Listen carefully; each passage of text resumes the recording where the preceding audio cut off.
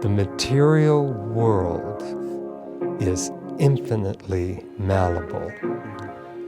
However, when the manipulation of matter becomes the central core of a civilization, it is a certain sign of degeneracy. So I've read thousands of books, I've done hundreds of workshops, I spent hours upon hours of interviewing the finest minds on the planet, and this conference on human destiny in Australia is the culmination of all those hours of research, because there's a master like Robert Lawler there who's brought together the totality of human wisdom from the major civilizations on the planet.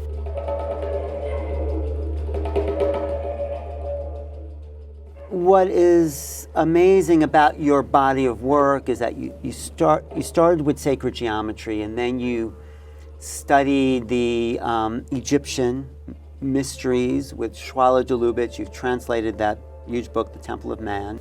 What Roberts understood in a book like Sacred Geometry is that there's certain designs to nature. Nature is not haphazard. It's not an arbitrary development. There's laws. The Gnostics named the earth Sophia, which means the woman of wisdom. And we have these codes of order and wisdom encoded in our very body. The Temple of Man is all about not an external temple, but the internal structures of who we are as we interact with the universe. The source makes us. We're not separate from the environment, but we're in harmony with the environment. That's one of the key components to Robert's overall thesis. It's not about the material world, but what's our relationship to the non-material world that's represented in material form. And then you wrote a book on the Aborigines, the Australian Aborigines Dreamtime.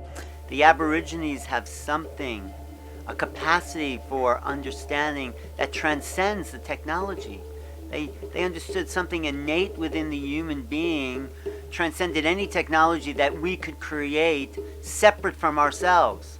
In this book, The Voice of the First Day, Robert says, the adventurous joy of hunting and foraging, free and naked in the open air of the primal forest, makes other possibilities unthinkable for a healthy, sensual, and spiritual people. That was really the golden age, when man lived free and naked in complete respect of the earth and its role in the creation of consciousness.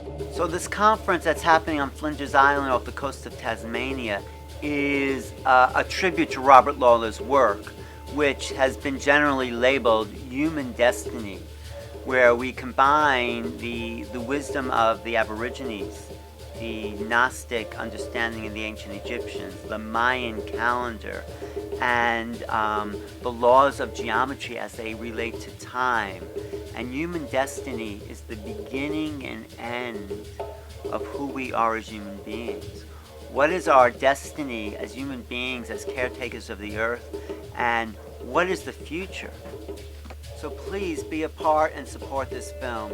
Robert Lawler and the Australian Aborigines have asked me to be there on Flinders Island to document the sacred ceremonies and knowledge that will be exchanged here. Help support this, make this happen, become a part of human destiny.